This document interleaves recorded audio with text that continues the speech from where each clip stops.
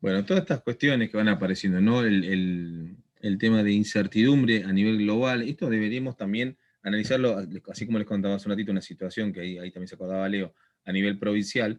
Pensémoslo que hoy en día parecen más cuestiones globales, ¿no? Nos está interesando qué pasa en todo el mundo. ¿Por qué? Porque hay una situación que es transversal, es decir, que nos atraviesa a todas las sociedades. De manera tal que hay alguna que otra situación que nos interesa saber a todos cómo va a evolucionar con el tiempo. ¿Sí? Habla ahí de una crisis de liderazgo mundial, pero bueno, cuestiones políticas y demás, otros intereses que hay en el mundo, tensiones, decían. Hay habla de terrorismo, bueno, tensión social. Para poder ver esto, bueno, necesitamos analizar tantas variables como nos sea posible. ¿Sí? Esa es un poco la idea. Entonces, para eso ver qué pasa con las comunicaciones, por ejemplo, hablamos de tecnología o tecnología de información y demás, o sea, los recursos y conocimientos que tenemos hoy al día. Los conocimientos en tecnología, bueno, se desarrollaron, pero muy rápidamente. Hay un montón de industrias que generaron mucho movimiento a partir del año pasado. ¿Por qué? Porque tenían planes en otro contexto, en otro escenario, ¿no? O sea, una empresa hasta el año 2019, una organización, tenía pensado hacer las cosas de una manera, qué sé yo, en el próximo año, en los próximos 5 años. Y bueno, esta situación alteró todos esos planes, ¿no? Plan de contingencia. ¿Qué podemos hacer? ¿Y ahora qué hacemos? En muchos casos lo que hicieron fue algunos planes que tenían a un mediano plazo, traerlos más acá en el tiempo y acelerarlos. Esto yo lo vi con varias empresas que lo que desarrollaron fue el e-commerce, por ejemplo, ¿no? Para muchos será, bueno, súper común el e-commerce, pero para algunas empresas hasta el año 2019 no era tan común, pensemos en una ciudad como la nuestra, ¿no? Sin tanto acceso a la tecnología y demás. Sin embargo, el año pasado hizo que algunas empresas se paralizaran ante una situación de crisis, le podemos decir a lo que sucedió en el pasado, una situación de crisis en cuanto a un quiebre, ¿no? A una forma en que se iban manejando las cosas. Bien o mal es otra historia, ¿no? Pero sí que hubo un quiebre en la forma de hacer las cosas y la tecnología pasó a tener, la tecnología en general y la logística en particular pasaron a tener un impacto súper importante, ¿no? Entonces, lo que tuvieron que hacer algunas empresas fue agilizar o priorizar algunos planes que tenían, por ejemplo, la venta online, y yo conozco una empresa que tenían pensado de acá a 2 años empezar a vender online porque todavía no lo requería, porque los productos que manejan, porque el stock que tienen, o sea, por el negocio, la mirada interna del negocio, por el negocio que tienen, creían que no hacía falta, sí que había que ponerse a pensar en diseñar y desarrollar una plataforma de ventas online, pero que iba a estar siendo como tranqui durante 24 meses hasta la puesta en marcha. Bueno, esos 24 meses se transformaron en 6 meses, ¿no? O sea, eso que era un plan, un cuarto en un nivel de jerarquía, pasó a ser el primer plan en jerarquía, ¿sí? Porque otros ya no eran viables, de acuerdo al contexto, ¿sí? Entonces tuvieron que barajarse otras posibilidades y se priorizó otra cosa que se pudiera hacer y que pudiera generar rédito rápidamente. El resto tenía que quedar un poco frisado, digamos. Así que, como esa variable, unas cuantas. Si hay elecciones, pensemos en este año en nuestro país. Si hay elecciones, ¿qué pasa? O no nos pongamos a pensar en nuestro país si no quieren. Pensemos qué pasó hace 2 meses en Estados Unidos.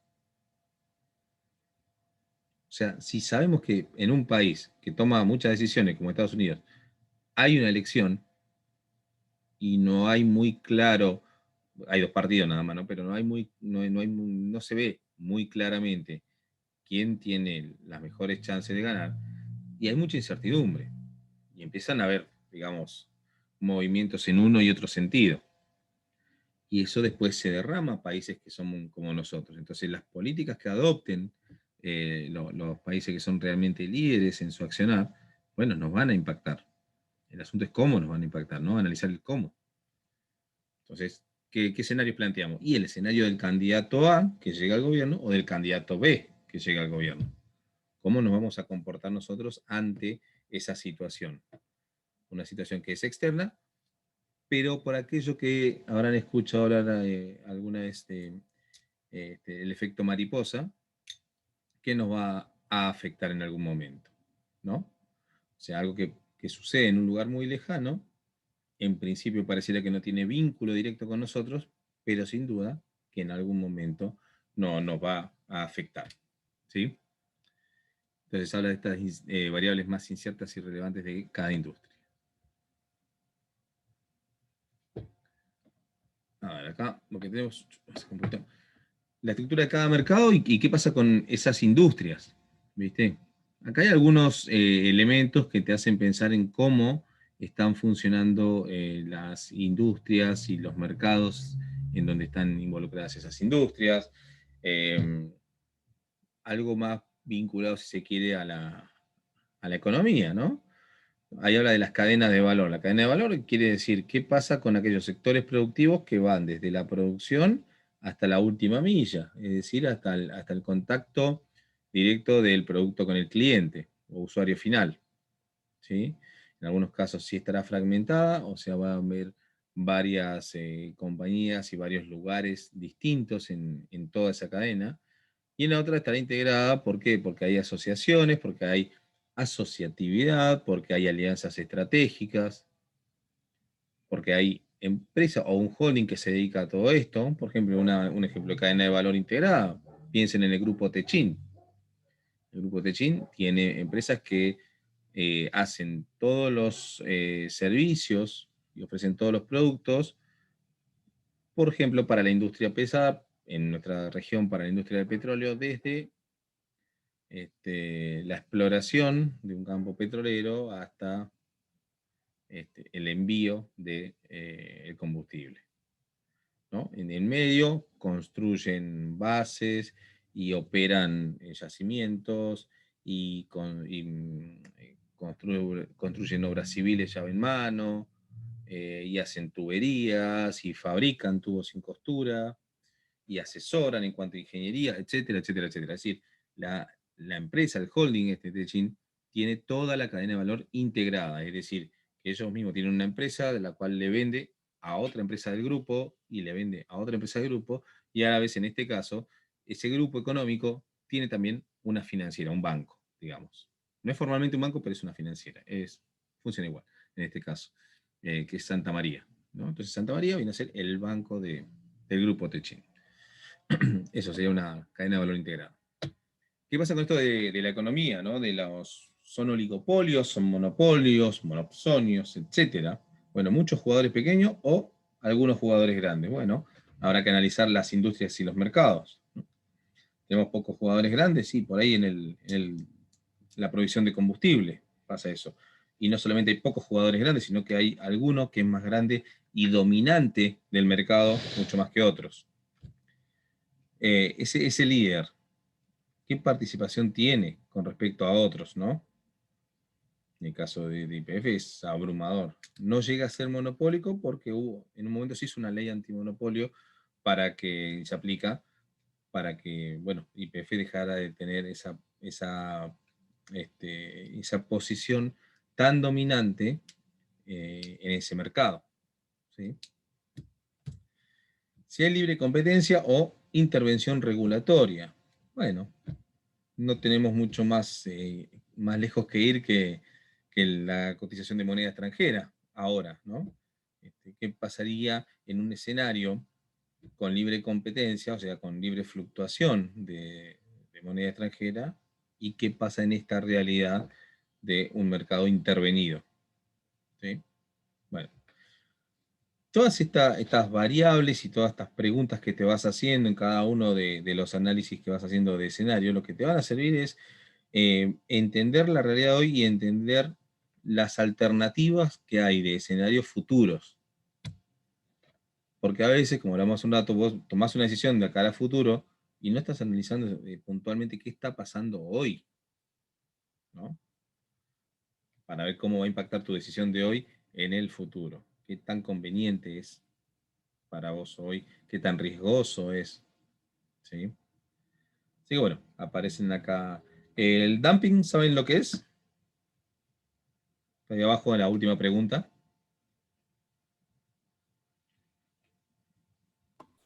No. ¿Alguien sabe? No, profe. Bien. El dumping, ahí dice guerra de precios. La guerra de precios es muy usado dentro de la parte comercial, ¿no? Y sería algo así como que, bueno, en un mercado competitivo haya más de una empresa que esté dedicándose a determinado sector de la oferta y una empresa adopta la estrategia de guerra de precios, es decir, voy a bajar los precios de venta con respecto a mi competidor directo. Y el competidor directo luego baja el precio y así uno y el otro. Entonces, comercialmente, los que se ven beneficiados aparentemente son los demandantes de ese mercado. ¿Por qué? Porque el precio está cada vez más bajo. Ahora, esto que se llamó guerra de precios también lo que demostró fue que esas dos empresas que iban bajando el precio, las dos iban perdiendo valor. No precio, no guita, valor. ¿Qué estaba pasando? No se estaban dando cuenta que si bien iban ganando de alguna manera market share, es decir, iban vendiendo más cantidad de unidades a medida que iban bajando el precio, quizás iban en algún caso perdiendo margen de rentabilidad, pero iban ganando un mercado que ya estaba maduro. Entonces, cuando vos ganabas mercado, en realidad era el otro el que perdía al mismo tiempo. O sea, no se ampliaba el mercado, sino que era un mismo mercado. ¿Sí? Este, entonces, esa guerra de precios en definitiva sí le convenía al consumidor, pero también era una guerra de precios que tenía poca calidad, porque las dos empresas bajaban sus precios y ¿qué pasa si a vos el producto no te gustaba? Y al que no te gusta, quiero decir que viene a ser una situación, qué sé yo, como poner Pepsi y Coca-Cola, ¿viste? Y quizás alguno de ustedes tenga una preferencia. No sé a cuánto a ustedes les daría lo mismo una marca que la otra. Este, pero lo cierto es que si vos fueras, si tu motivación, digamos, para comprar fuera el precio, creo que no comprarías ni Pepsi ni Coca-Cola, irías a otra marca. Eh, entonces, cuando iban bajando estas marcas grandes de precio, la gente iba comprando, pero era gente que no iban a ser tus clientes a largo plazo, no iba a haber fidelización. ¿Se entiende? Era gente que en realidad no le importa tu producto, sino que le importa el precio. Si llega a un umbral donde está al mismo precio, qué sé yo, la Coca-Cola que otra bebida cola de una tercer marca, y bueno, la gente empezará a comprar Coca-Cola porque, viste, pero siempre y cuando esté a un precio más bajo que la que habitualmente compra, que la compra, o la definición es por precio. Bien, en los mercados internacionales, el dumping, lo que hace en esta guerra de precios es un precio cuando vos traes algo importado y es más barato que producirlo en tu país. Nos deben pasar a nosotros en Argentina con un montón de cosas, me imagino, chinas, ¿no? O sea, las compras en el exterior, las compras por cantidad, traes un contenedor, las vendés con un margen de rentabilidad razonable y aún así siguen siendo más baratas que fabricarlas o hacerlas en nuestro país. De ese tipo de situaciones, ¿escucharon? Sí, profe, he escuchado. Bien. Eh, ¿Qué? Sí, bien. no, Es que como sí, que se producía acá para hacer gin, Ujú. un tipo de, o sea, que es acá, es como un yuyo acá. No recuerdo ahora bien el nombre, pero en Ebro es. Pero importado de India sale mucho más barato que comprarlo acá, que solamente hay que recolectarlo porque se da muy bien. Mira, bueno, ahí tenés casos. A nivel industrial, lo que le pasa a este grupo Techin que hablamos recién es que tiene una empresa llamada Tenaris, antes llamada Siderca. Tenaris tiene tres fábricas, una en Campana, en las afueras de Buenos Aires, de capital, otra en México y otra en Italia. Y es el mayor fabricante del mundo, ¿sí? Y ellos son, por ahí ustedes lo habrán escuchado, los Roca, unos tipos que laburan mucho en Comodoro, ¿no? O sea, los dueños. Eh, y de hecho uno de ellos murió acá, en una avioneta, en su campo de Tech Petrol. Entonces, esa empresa fabricaba los tubos de acero sin costura, por supuesto que tenía la fábrica en México para poder abastecer a Estados Unidos, ¿no? Por una cuestión logística. Entonces lo vendía a Estados Unidos al toque, ¿viste? Estás en México y a Texas y qué sé yo. Em, pero lo vendía, tipo de cambio, impuestos internos, flete, seguro, ¿no? Y todas estas cuestiones que ustedes saben, derecho de nacionalización, etcétera. Eh, y, y los tubos de acero sin costura de Techin, primero que nada, son los mejores. O sea, a nivel calidad en el mundo son los mejores. Eso ante todo. Ahora, cuando llegaban a Estados Unidos, resulta que con todos esos impuestos y demás, eran más baratos que los que fabricaban las propias empresas estadounidenses. Entonces, las empresas estadounidenses, ¿qué fueron a reclamar a su gobierno? Che, no dejes entrar más a Techin en estas condiciones. O sea, si cada vez que alguien le compra a Techin México, en este caso, los tubos de acero y salen más baratos que nosotros se los vendamos, y eso que nosotros lo hacemos acá, la mano de obra es local, la materia prima es local, etcétera, etcétera, etcétera, bueno, estaba a precio dumping. O sea, un precio que no guarda relación con la competencia. ¿Sí? Entonces, en aquel momento lo que se hizo a Techin fue aplicarle algo que nuestro mercado conoce muy bien, nuestro mercado exterior, que son retenciones. Entonces, bueno, le puede aplicar determinada carga tributaria y hasta un 100% le pusieron en aquel momento.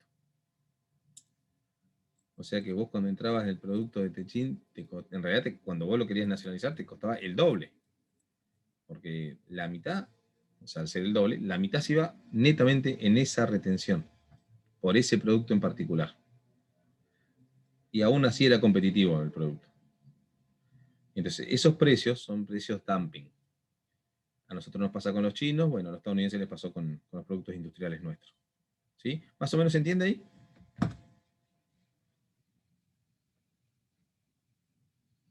O si no se entiende, díganme.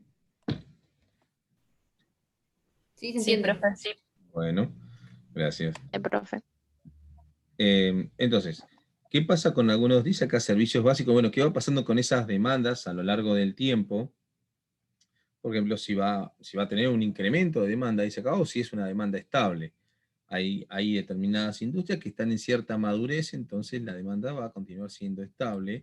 No se prevén ni picos ni valles, ¿no? O sea, ni grandes incrementos de demanda, pero tampoco caídas. Entonces empiezan a ver esto qué va a pasar con los servicios, ¿sí? Que se van a incorporar más servicios. Esto tiene que ver con las organizaciones que brindan varios servicios, ¿no? Que tienen varios productos. Si van a querer incluir cada vez más o si se van a concentrar en algún tipo de actividad. ¿Sí? Ahí hay un caso, dice, bueno, los servicios básicos de telefonía versus otros servicios de valor agregado. Esto evolucionó y a nivel telecomunicaciones ya tenemos todo en un mismo paquete, incluso satelital y ni siquiera cableado. Yo no sé, ayer miraba, ¿vieron enfrente de la cooperativa? Miento, hoy miraba. La cooperativa de luz, justo enfrente, al costado sobre el Viamonte, hay un sauce. Y ahí me puse a ver, ese sauce llegaba, bueno, es curioso, ¿no? Pero, digamos, la rama, la copa del sauce llegaba al piso. Iba a llegar al piso, sí, tiene que estar en el piso. Las copas llegaban al piso. Y lo cortaron, pero lo cortaron, digamos, a un par de metros, ¿no? Como para que pasen las personas. Ahora, toda la copa del árbol está enganchada a cables. Yo nunca entendí por qué en un lugar como Comodoro, que toda la vida tuvo viento, a qué genio se le ocurrió empezar a hacer todos postes altos, ¿no? Con cables. Bueno, en fin. Creo que eso no debería haber existido nunca, directamente, en una región como esta, por lo menos. Bueno, ¿qué pasa con algunos productos individuales? O dice paquete complejo de soluciones. Lo que buscan muchas empresas es darnos todo junto. Pensemos hoy, no sé, una empresa de provisión de telefonía celular. O sea, trata de incorporar todo lo que puede, o incluso hacerla más grande, o telecomunicaciones. Te quieren dar internet, te quieren dar servicios premium este, de canales online. Bueno, pensemos qué pasa con los teléfonos fijos. No sé cuánta gente tiene teléfonos fijos ya. Y eso que ahora las cosas cambiaron. ¿Ustedes saben cómo eran en los procesos de entrega o de solicitud de teléfonos fijos? Hace algunos años, unos cuantos, ¿no? La verdad que no recuerdo. Ya hace No. tanto que quizá que no. ¿Ustedes cómo comprarían un auto hoy? ¿Contado o en cuotas? Venía en el pago o en la solicitud del aparato, decía. Bien, La hubo un pregunta. tiempo que había algo que se llamaba Plan Megatel y eran 40 o 60 cuotas. Era como contrafactura. Claro, pero era, Claro. créanme que era lo mismo que comprar un auto. Esa era la En precio, competencia que claro, no tenía nivel presupuesto. estarían carísimos. Y tardaban bastante, o sea, el día que lo terminaste de pagar, llorabas, te emocionabas y después como a los 3, 4 meses te lo venían a instalar. Cosas que hoy parecen ridículas, ¿no? Acá en el barrio, No me acuerdo, sí, era como que todos sabían los números de teléfono porque te cambiaba el vecino, terminaba en uno y el vecino terminaba en dos. Una cosa así. claro. El otro vecino en tres. Una cosa así. Sí, sí, les pasa eso. Pero bueno, después el celu hizo que nos empecemos a olvidar los números de teléfono de la gente, ¿no? Entonces ya no los recordamos. Bueno, en esa época con los teléfonos pasaba esto, era una locura, ¿no? Pensar que hoy la misma metodología se usa para los vehículos hoy, y antes era para un teléfono, ¿no? Para una línea telefónica. Hoy ya está, obsoleto, ¿no? Directamente el teléfono público, no sabemos para dónde va. Bien, algunas preguntas que se harán los consumidores y que nos haremos en algunos mercados si hablamos en este caso de servicios, ¿sí?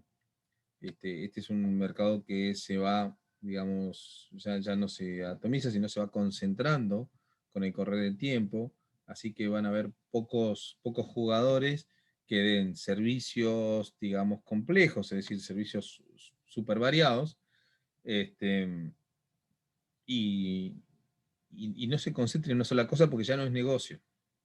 Vos necesitas ofrecer una gama de productos todos asociados en alguna cuestión interna será quizás la tecnología con la que podés contar, ¿no? Para poder ofrecer todos esos beneficios. Entonces, estas son algunas cuestiones que van a ir cambiando. Estábamos acostumbrados a tener un proveedor por cada servicio, ¿no? Y de repente, si hay alguno que nos concentre todo, mucho mejor. Nosotros esta semana nos estuvimos mudando, con lo cual tuvimos que empezar a dar de baja todos los servicios por separado, ¿no? El del teléfono, el de la luz, el del gas, el de esto, el del otro. Mirá si tuviéramos un solo proveedor de servicios básicos. Sería tan fácil la cosa, pero seguramente habrían muchos que no estarían conformes con esto. Bueno, acá aparecen algunos modelos que empiezan a jugar con esto de las cuestiones que íbamos hablando, ¿no? ¿Qué pasa con el mercado en general? ¿Qué pasa con los competidores? ¿Qué pasa con el mercado a nivel demanda de ese mercado? ¿Qué probabilidades tiene de crecer? ¿Qué cantidad de servicios tiene disponible hoy y qué cantidad puede llegar a tener en el futuro? ¿Cómo se puede pensar prospectivamente el avance de tu empresa en cuanto a generar más servicios, ¿no? Más productos para el mercado? Más productos pueden ser innovar en el sentido de generar nuevos productos con nuevas tecnologías y demás, pero también innovar puede ser, bueno, cosas que tengo, hacerlas combinadas. Yo me recuerdo la cooperativa de luz en un momento empezó a dar internet, ¿correcto? De hecho, brinda el servicio de internet. No sé si en toda la ciudad, pero lo brinda. Pero también en una época tenían, así como vos podés optar entre Movistar y Claro y Personal, creo, y no sé qué más, estaba el servicio de la cooperativa de celulares, con una estrategia bastante dudosa de implementación, ¿no? Yo me recuerdo estar en una empresa laborando en aquel momento y bueno, la cooperativa, si vos no te asociabas tus líneas telefónicas corporativas a ellos, a las celulares, bueno, te cortaban la luz, ¿no? O te cortaban internet, cualquiera de las dos cosas. Igualmente, cortándote la luz, te cortaban internet. Eso era más fácil. Entonces no podés creer que sean esos los jugadores del mercado. Bueno, así funcionaban, ¿no? En este caso las comunicaciones. Entonces, bueno, lo que queremos en estos casos es analizar todas esas posibilidades que hay dando vuelta en un mercado, ¿no? Primero analizar y diagnosticar cómo está el mercado hoy, cómo está funcionando. El diagnóstico es un diagnóstico funcional. Lo que queremos ver es cómo se manejan las cosas. No estamos juzgando. Recordemos esto porque también lo vamos a llevar adelante cuando hagamos el trabajo de campo. Nosotros no estamos juzgando a nadie, simplemente queremos entender cómo funciona en una primera instancia. Una vez que sabemos cómo funciona, bueno, ahí sí podemos empezar a pensar en tomar determinados riesgos, ¿no? Determinadas decisiones de cara al futuro. Bueno, ahí empezaremos a vislumbrar alternativas de escenarios posibles. Acá lo que marca son, bueno, 4 escenarios distintos, y a cada uno de esos cuadrantes tiene esta combinación de atributos que están viendo en la pantalla, ¿sí? Ahí empiezan a jugar cómo van a ir poniendo la matriz para ver qué tipo de estrategia van a estar implementando, cómo se va a estar definiendo en base a los atributos que recién veíamos. ¿No? Habla de matrices divergentes, ¿por qué? Porque van a empezar a mostrarles caminos distintos para los cuales establecer diversas estrategias en el futuro. Las estrategias que dijimos que eran, y los caminos de acción, ¿no? Van a contener acciones, van a contener tácticas, van a tener operaciones, pero a la vez van a tener flexibilidad, van a tener varios planes dentro, se supone, ¿no? Ustedes van a pensar algunos con determinado escenario, pero a la vez, si hay cierta probabilidad que pase otra cosa, también debe generar esa otra estrategia, ¿no? Entonces, ante determinados eventos, ¿qué estrategia vas a utilizar? Eso sería interesante que lo tengas contemplado. En algunos lugares se hacen estos planes estratégicos y se les da como un marco, más que nada. No está tan detallado como puede estar el de una empresa, pero yo me recuerdo de algunas ciudades de Brasil que empezaron siendo pioneras en esto de tener planes estratégicos. ¿A qué se referían? A temas estratégicos, ¿no? O sea, sería como en nuestra ciudad podría hacerse perfectamente. Depende primero de las voluntades políticas, ¿no? Pero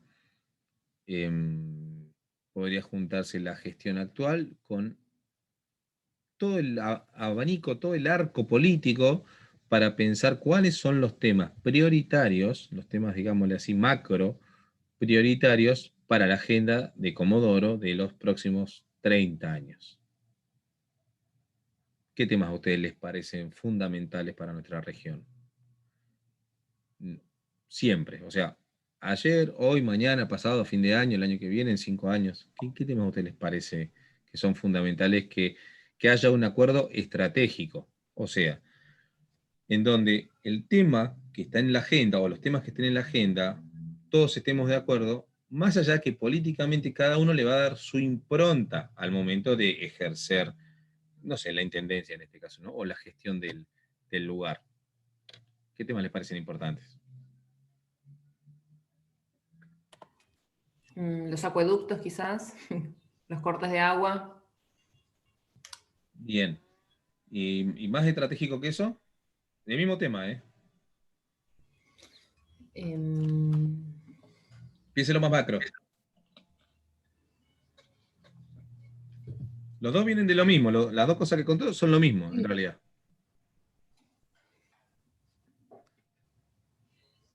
¿O no? Sí, sí, pero no sé cómo pensarlo, o sea, más macro. Agua potable. Una Quizá. planta de tratamiento de agua puede ser. Lo mismo iba a decir. Bien, y la Los planta. sistemas cloacales. La de tratamiento de fluvios. No, esa no va con la potabilización, ¿verdad? Sí, para la reutilización del agua, digamos, ¿cómo se dice? Sí, pero por eso digo, no potabilización. Esas son para riego. Claro. Bien. Está bien. Ese sería otro tema que hacemos con los desperdicios, digamos, ¿no? Con los desechos humanos. Ese sería otro tema que que les debería interesar o debería estar en la agenda, dicen ustedes, independientemente de la línea política, ¿no? Yo lo que decía es porque hay algo que vamos a ver más adelante, que tiene que ver con el árbol de problemas, entonces así como nombran, sí, el acueducto es un problema, sí, y un par de cosas más, pero fíjense que el eje de todos esos problemas es el tema, el agua potable, ¿no? Y a partir de agua potable, bueno, ¿de dónde viene, para dónde va, qué podemos hacer? Porque a lo mejor no necesitemos acueducto, ¿eh? Porque si a alguien se le ocurre, como hacemos en Camarones, desalinizar el agua de mar, ¿para qué quiere acueducto? ¿No? Por eso le digo que pensemos en un tema como más macro, ¿no? Porque a lo mejor hay algunas de las otras problemáticas que, pensando de acá a 30 años, le digo, hay problemas que quizás no sean problemas más adelante. ¿Qué más? ¿Qué otro tema les parece que debe estar en una agenda estratégica?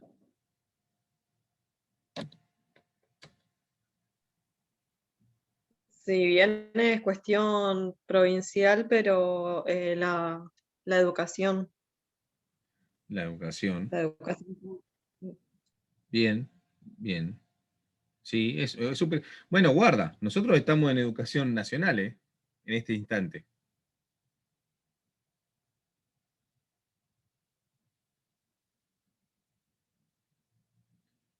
¿Qué problema tiene, por ejemplo, a ver, cuénteme qué problema tiene hoy, que ya lo citaron, la educación nacional que estamos transitando y compartiendo en este momento con respecto a Comodoro?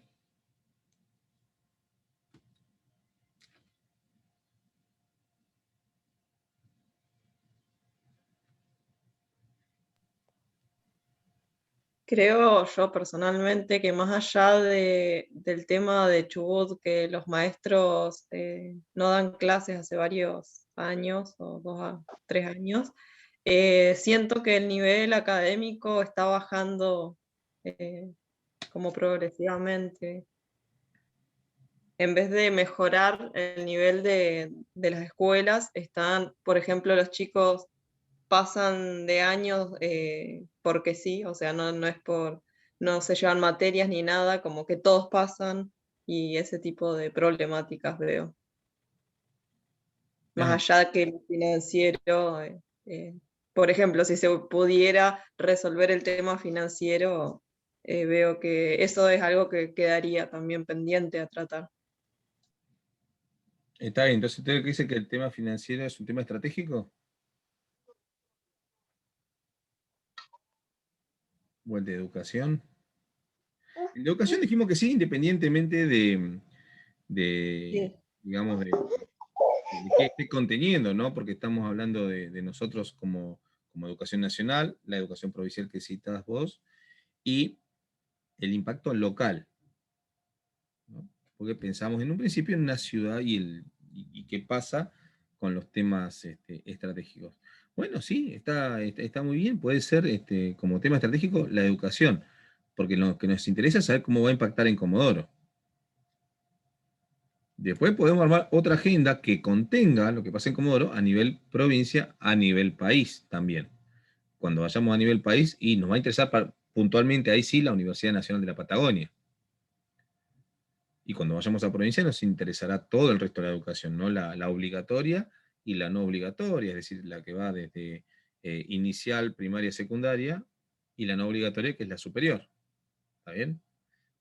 Pero esa es una organización de hoy. Con esto quiere decir que si lo ves como estratégico, está bueno decirlo como educación. Si detallás más, estás también cerrando ese tema, ¿no? Y no sabemos si va a seguir siendo el mismo sistema educativo de acá a 10, 20, 30 años. Entonces, ¿por qué? Y porque se supone que con el tiempo se irá corrigiendo, se irá adaptando a nuevas cuestiones, surgirán otras ideas y se implementarán, quizás. Entonces, bueno, ahí aparecieron algunos temas que son súper estratégicos. Imagínense que todo esto, la sustentabilidad o el impacto ambiental de los emprendimientos o el empleo, ¿no? Podemos tomar 5, 6, 7 aspectos que son estratégicos, es decir, temas que no importa quién nos gobierne, tienen que ser tratados por todos, tienen que ser consensuados, tienen que gestionarse, qué sé yo, más transparentemente o en acompañamiento con el resto de oposiciones políticas o lo que fuera, ¿no? Bueno, esto se hace en otros países, en donde se juntan todas las fuerzas actuales políticas, las que están gobernando y las que no, y acuerdan cuáles son los temas que van a tratar de acá a 10, 15, 20 o 30 años. Y que van a hacer foco, que van a jerarquizar, que van a hacer eje, independientemente del cómo. El cómo va a haber, no va a tener que ver con una línea política. ¿Sí? Así que bueno, ahí aparece un poquito esto que estamos hablando. El scenario planning, dice, ¿no? Bueno, acá aparecen algunos elementos que son los que deberíamos tener en cuenta para alguna industria. Este sería como un paso a paso, ¿no? ¿Quiénes son los clientes y quiénes van a ser? ¿Qué necesidades vamos a satisfacer? Y demás. Tu empresa o tu organización, ¿qué tanto se diferencia de otras y cómo? ¿Sí? ¿Cuáles son tus ventajas competitivas? Determinar esos competidores, también determinarlos a nivel futuro, ¿no? Porque a nivel futuro se van, puede ser que estés en mercados donde se vayan asociando esos competidores, o algunos vayan estando, dejando de estar interesados en determinados mercados porque se reagrupan de otra manera. No sé, me recuerdo por ejemplo ahora lo que era LAN, casi desapareció de Argentina, y bueno, cuánta gente quedó dando vueltas con pasajes de LAN y chau, lo van a tener que recuperar en el exterior, pero para eso van a tener una barrera de acceso que será irse al exterior para poder aprovechar esos pasajes. Si no, bueno, a perderlo todo. Entonces, bueno, los competidores, ¿cómo viene la mano más adelante? ¿Quién se atrevería a armar un análisis de escenarios de las empresas aéreas, por ejemplo, hoy en día? Debe ser muy, muy en el aire, ¿no? Bien. Acá, si bien sigue insistiendo con esto de unas telecomunicaciones, pensemos que las fortalezas y las debilidades, cuando hablamos de armar un FODA, lo que estamos diciendo es que tiene hoy una organización. Y cuando hablamos de oportunidades y amenazas, esas fortalezas y debilidades que tenemos hoy, ¿cómo van a impactar en las futuras oportunidades y amenazas que nos puede generar la situación de esa organización? ¿Sí? Esto también hay que verlo y entenderlo, porque esto lo van a tener que reconocer cuando hagan su análisis organizacional. Es decir, el trabajo de campo. ¿Sí? Los procesos y capacidades.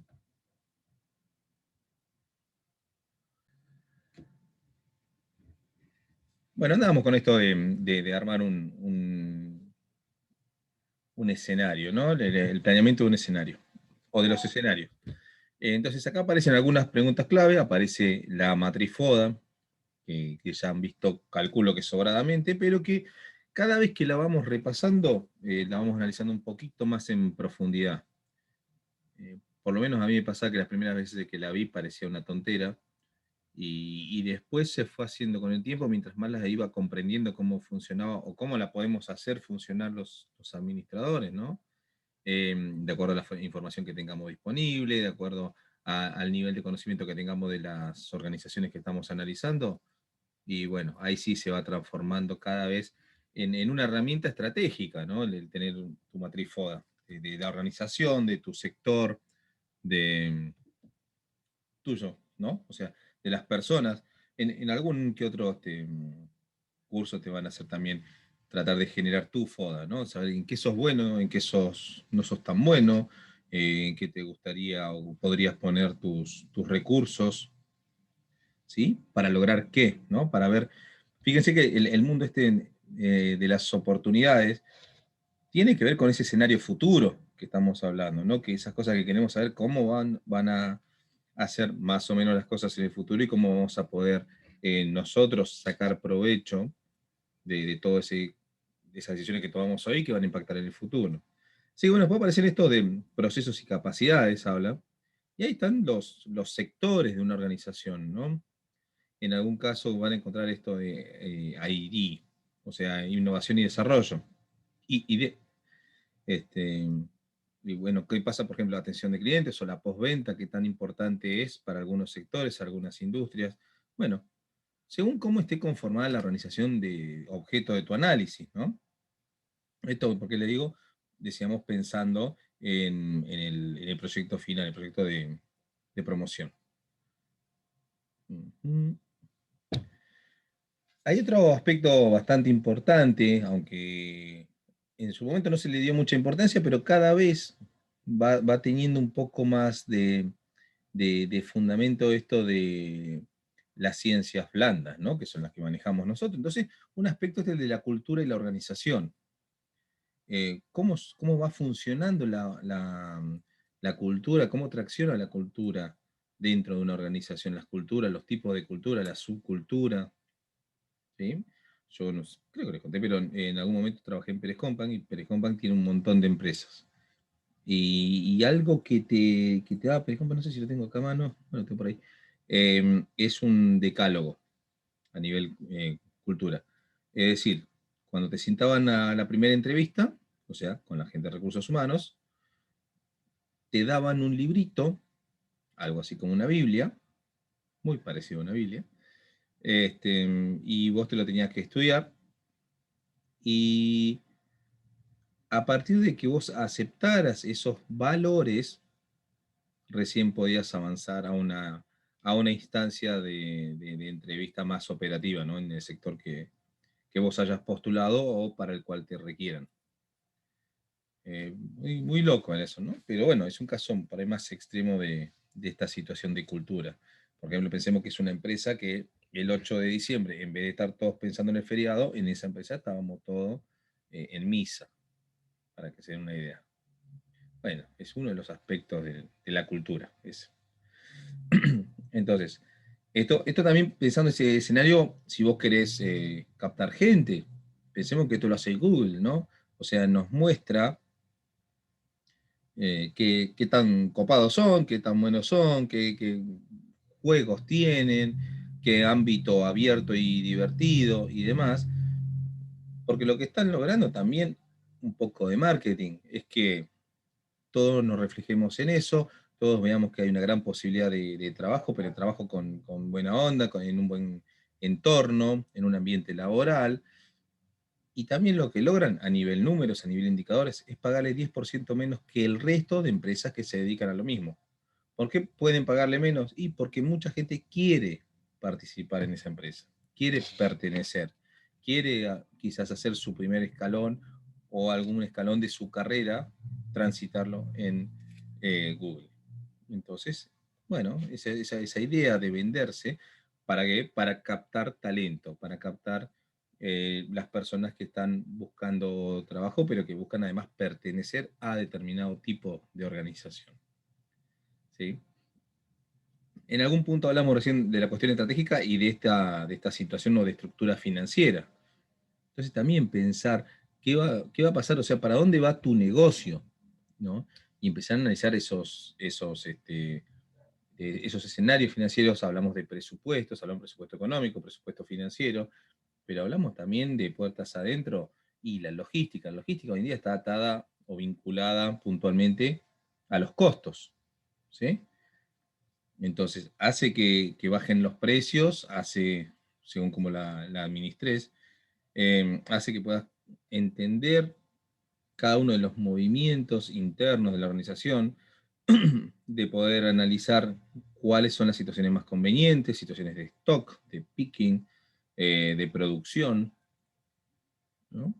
Todo eso va a estar reflejado finalmente en la estructura financiera. Si ganás, si no ganás, cuánto podés llegar a ganar, evolución. Si no, chusmeen un poco qué pasó en los últimos 2 años con Mercado Libre o Amazon o eBay, ¿no? Y ahí te das cuenta que los tipos estaban pensando en los escenarios futuros. Es decir, cuando alguien puede decir, che, bueno, pero la pandemia fue un acto sorprendente, ¿no? Apareció de un día para otro y cambió las reglas de juego. Bueno, ciertamente, para muchos jugadores del mercado no cambió la regla de juego. Para empresas que eran 4.0 antes de la pandemia, ya estaban preparadas para que surgiera algo que acelerara la conducta o el cambio de conducta de compra de las personas y lo llevara a las plataformas virtuales. ¿Sí? O sea, y Mercado Libre no surgió el 21 de marzo del año pasado, un día después de anunciar la pandemia.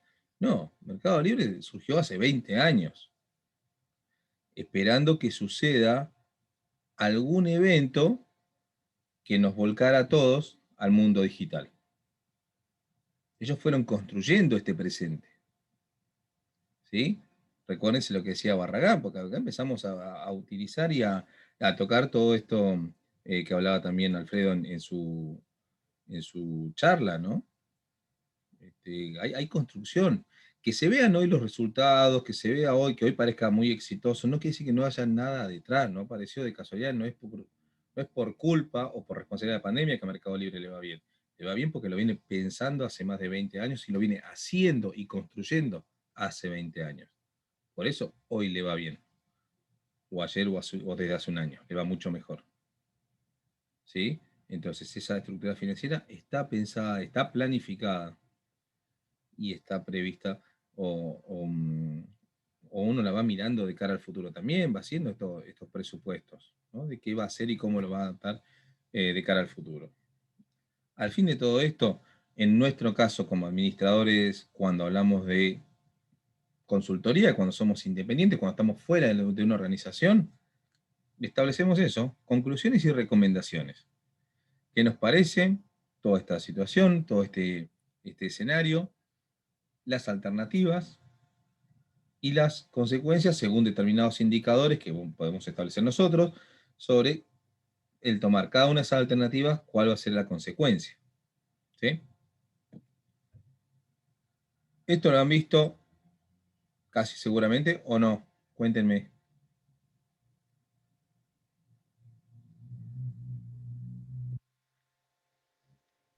Sí, lo hemos visto, profe. ¿Lo tiene claro?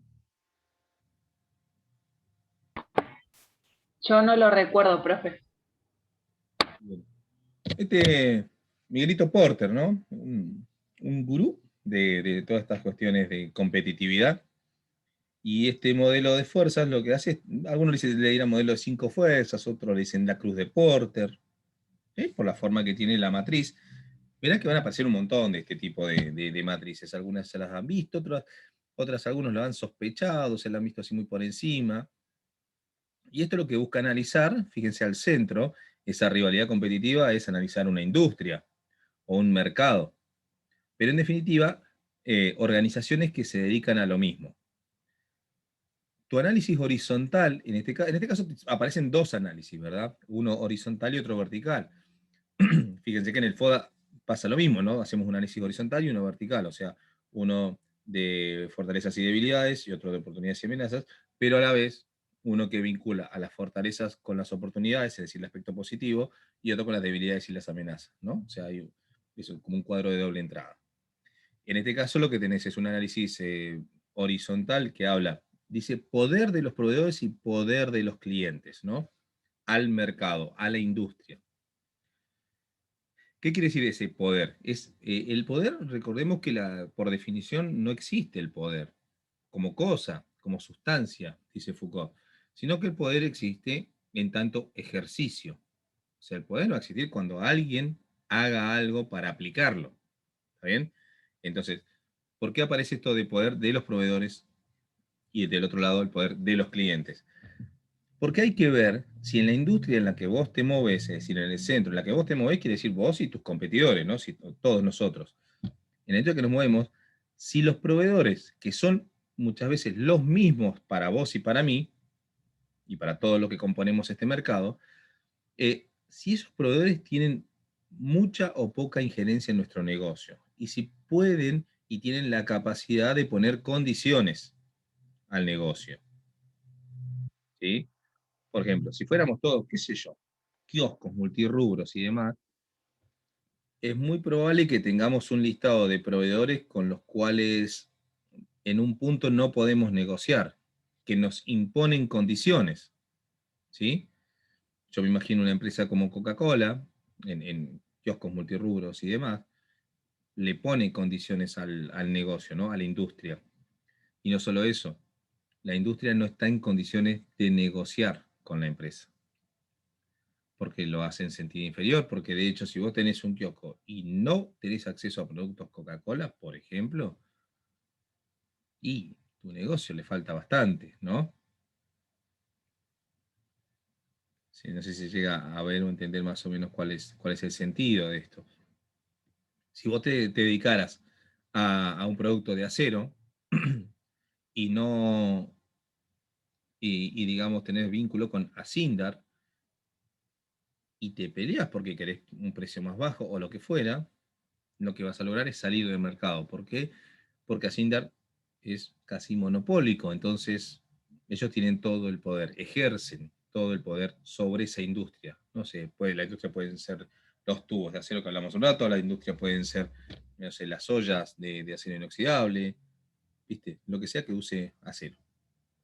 Ellos ejercen mucho poder sobre esa rivalidad competitiva, ¿no? O sea, no sobre una empresa en particular, sino sobre todos los competidores, sobre todo el mercado. Si vos no los tenés a ellos, y fuiste. Más o menos esa sería la lectura. Y cuando vas en el otro sentido, ¿qué poder tienen los clientes sobre la rivalidad competitiva? Podemos pensar en principio que los mercados suelen estar muy atomizados, es decir, tenés muchos clientes, pero claro, cuando tenés muchos clientes distintos, ¿viste? O sea, ponerle toda la comunidad. Y en la rivalidad competitiva decíamos, hay kioscos. Está bien, pero eso, en ese caso, los clientes no ejercen poder sobre los kioscos, o no pueden ejercer mucho poder, porque los clientes no están asociados, ¿no? O sea, los clientes están dispersos, ¿sí? Ahora, si vos me decís que en la rivalidad competitiva tenés empresas de construcción, o seamos más precisos, de asfalto, ¿no? De provisión de caminos, y el poder del cliente es fundamental, porque esa es una actividad que solamente se la podés vender al Estado, a través de cualquier organismo del Estado, ¿no? Que puede ser una municipalidad, puede ser la agencia de vialidad pública o de vialidad provincial, perdón, o la de vialidad nacional, o la que sea, pero el cliente es el Estado. Fíjense que en ese caso pasa a ser monopólico, entonces el cliente tiene todo el poder sobre la rivalidad competitiva, es decir, sobre todas las empresas que pueden proveer ese servicio. ¿Cómo lo podés ver un poquito más claro? Y ponete a pensar que cuando la municipalidad o vialidad eh, quiere pavimentar, lo que va a hacer es establecer una licitación pública. Y esa licitación, ¿qué va a decir? Estas son las condiciones que yo impongo, si vos querés participar de esta compulsa. ¿Sí? O sea, ¿qué hace? Ejerce poder. ¿Y yo qué te digo? ¿Cómo ejerzo el poder? Y te estoy diciendo que tenés que hacer esta cantidad de metros cuadrados o cúbicos de asfalto, o kilómetros lineales, tenés que hacer en determinado plazo, vas a cobrar esta cantidad de plata, y necesito saber cuál es tu capacidad constructiva, y una serie, o sea, te pide muchos requisitos y te pone todas las condiciones. Después la realidad hace que se modifique un poco, pero en principio, fíjense cómo ejerce el poder ese cliente, ese único cliente que tiene este mercado, ¿sí? Para poder avanzar. Sí, Marianela. Sí, quería comentar, profe, al igual que las empresas petroleras, las operadoras, por lo que sé, también te exigen ciertas condiciones, por ejemplo, camioneta 4x4, tener un ingeniero, un supervisor para acceder al contrato, te exigen varias cosas también. Te ponen todas las condiciones, ¿no? En definitiva.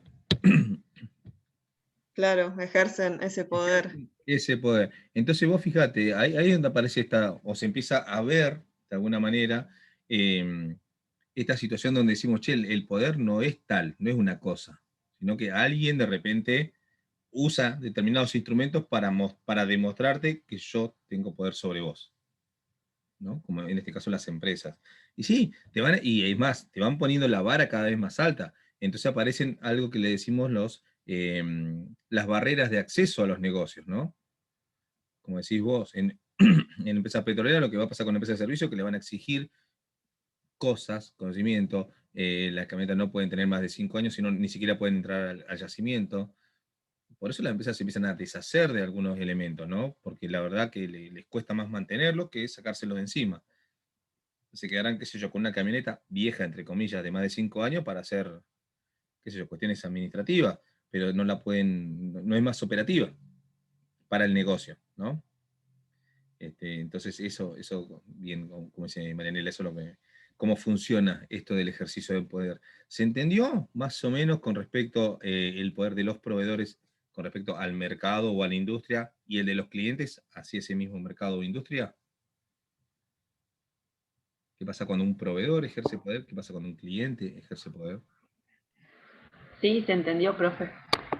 Bien. El otro análisis es el vertical, ¿no? En este caso estamos hablando de un mercado que existe y que tiene todas las características, digamos, analizables, que están claras las características, ¿no? O sea, tenemos claro los clientes, tenemos claro quiénes componen esa rivalidad competitiva y tenemos claro quiénes son los proveedores. Con los proveedores vos podés hacer un análisis de todos los proveedores que tenés, ¿viste? O sea, algunos serán como que muy necesarios y que ejercen efectivamente poder sobre el mercado, pero hay otros que no ejercen tanto poder, es decir, que vos decís, bueno, donde las condiciones con esta gente se pongan un poco tensas, los podemos cambiar por otro. Pero decíamos, bueno, hay algunos proveedores que no los puedes cambiar. Si hablábamos, como decíamos en el centro, de este asfalto, y el cliente es la municipalidad, y el proveedor es el que te da el asfalto propiamente dicho, la materia prima, fuiste, no tenés margen para negociación, ¿no? O sea, estás bastante contenido. Y creo que las empresas petroleras también te empiezan, desde hace un tiempo, están como, eh, digamos, controlando todos, incluso tus costos, ¿no? Tu estructura de costos. Con lo cual, la empresa te está pagando y sabiendo cuánto es tu rentabilidad.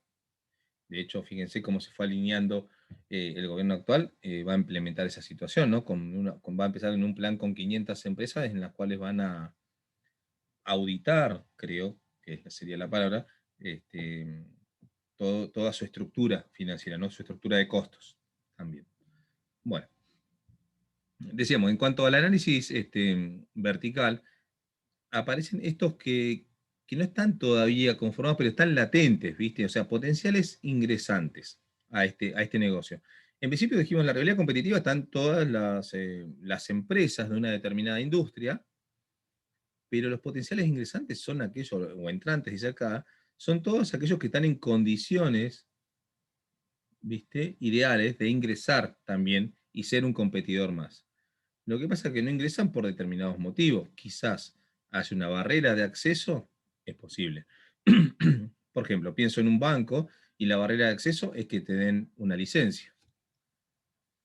¿Se acuerdan cuando empezó el banco, el de acá, el de la Sarmiento? Eh, Era un grupo económico con mucho dinero, pero con mucho dinero no podés hacer un banco hasta que no tengas la habilitación del Poder Legislativo, ¿no? Esa es la barrera de acceso. Una vez que tenés eso ok, después, bueno, te da la autorización el Banco Central y ya estás operativo. Ya ahí recién pasás a participar del mercado. Entonces, tanto los clientes, los proveedores y sobre todo quienes componen esa industria están mirando de reojo quiénes pueden llegar a ingresar a un mercado. Así como hablábamos que en la situación actual, bueno, la competencia de un montón de industrias es el mundo directamente, ¿no? O sea, ¿por qué el mundo? Y porque como estás a un clic, la verdad que muchas cosas, un clic a la vuelta de tu casa o a 5.000 kilómetros, y es más o menos lo mismo. Por ejemplo, en educación. En educación vos podés hacer un clic en la Universidad de Comodoro y tomar un curso, o sea, en la Universidad Nacional, o podés hacer el instituto terciario y hacer un curso, o podés hacer clic en Harvard. Entonces, en un punto, ¿no? Harvard es competencia de nuestra universidad, en un punto, porque no porque ellos quieran ni no quieran, sino porque el usuario tiene un abanico de posibilidades tan alto, tan grande, que se aplanó todo con este encierro que tuvimos, ¿no? Y con la posibilidad de acceder a la conectividad. Entonces, quienes están dentro de una realidad competitiva, y esto, por ejemplo, le hablo de instituciones educativas, más allá que vieron la matrícula que crezca mucho, en algunos lugares dicen, che, pero bajó mucho. ¿Cómo puede ser? Bajó mucho porque ahora alguien puede estar en Comodoro, tenemos estudiantes, bueno, que está entruncado y está en clase, entonces fíjense, entonces te podés mover para otros lugares y tenés otras inquietudes, otros horarios. Entonces puede haber estudiantes que viven en Comodoro que en realidad están cursando otra cosa en otro lugar. No les interesa esta propuesta, ¿no? Van para otro lugar. Entonces, ahora se hace muy difícil ver esto de los potenciales ingresantes, porque, digamos, cualquiera puede estar afectando el mercado donde antes vos solamente te veías, digámoslo así, en forma física. Vos sabías quién eran tus competidores porque es el negocio de acá a la vuelta, un negocio del centro, uno en zona norte, otro en Radatili. Estos somos todos los que nos dedicamos a lo mismo. Bueno, ahora no. Y porque el cliente lo que hace también es meterse en una compu y empieza a ver qué mejores precios hay o qué mejores posibilidades tiene a través de, no sé, de ofertas, no a nivel tanto precio, sino de posibilidades de compra en otros lugares, a través de la misma pantalla. Entonces quizá comprará en virtud de un atributo como sería la facilidad o eh, la, la forma más amigable de tener una relación con una tecnología al momento de la compra, ¿no? Una experiencia de compra más amigable. Eso sería una parte de los potenciales ingresantes. En definitiva, son un montón como potenciales. Los siguientes son productos sustitutos, es decir, productos que van a satisfacer la misma necesidad de los productos que se están manejando en este mercado. Entonces, ¿qué tenés que regular con eso? Y el tema precios, por ejemplo, ¿no? El tema provisión, el tema cantidad, stock. ¿Por qué? Porque si a vos se te desbanda mucho el precio, sea porque cae o sea porque se va muy alto, seguramente aparezca un producto para ocupar ese lugar que deja la decisión, ¿no? O sea, si el producto de la rivalidad competitiva sube mucho de precio, habrá gente que se retirará, digo clientes que se retirarán de este mercado para ir a consumir ese producto sustituto, ¿no? Mismo si bajara mucho de precio, si bajara mucho de precio, probablemente tus clientes se vayan a otro producto. Porque puede ser que haya bajado por la calidad con la que se construye o se fabrica, ¿sí? Entonces, cuando empezás a entender qué pasa con esto, entonces habla de este balance de fuerza. Bueno, entender cómo está funcionando o cómo se ve todo ese mercado, ¿sí? Toda esa industria. Más o menos lo tienen ahí, esto.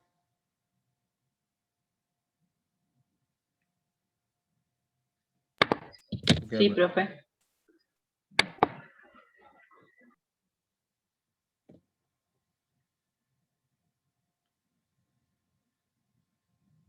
Acá está un poco más detallado. Miren, lo que aparece acá, fíjense en la parte de abajo, es algo que citábamos hace un momento, el tema de las regulaciones, ¿no? O los entes reguladores también. Esto de si hay mercados intervenidos y demás, bueno, empieza a aparecer también como un factor fundamental, ¿no? Y empieza también a incorporarse o aplicarse en este modelo, ¿sí? Entonces sí nos interesa saber toda esta cuestión contextual, porque hasta acá estamos analizando cuestiones de negocio, de industria, pero sin duda que tenemos que ver cómo funciona todo eso de acuerdo al actual contexto. Porque si se modifica algún contexto, como hablamos hace un rato de algún aspecto, qué sé yo, legal, tecnológico, acá dice económico, ecológico, fíjense cómo fueron cambiando los paradigmas a nivel negocios con respecto a la ética, a la responsabilidad social, ¿no? Cómo están vistos por la comunidad, por las autoridades o los mismos entes reguladores, ¿sí? Entonces empiezan a haber muchos de estos cambios que hay que tener en cuenta o aspectos que hay que tener en cuenta al momento de establecer estas matrices, ¿sí? Pero fíjense que más o menos lo que está hablando esto detalla lo que estábamos charlando recién. Lo que tiene este listado son algunas características en cuanto a cada uno de esos 5 cuadrantes, ¿sí? Al del central, de la rivalidad competitiva, al de los potenciales ingresantes, al de la relación con clientes, la relación con proveedores y a los sustitutos. ¿Sí?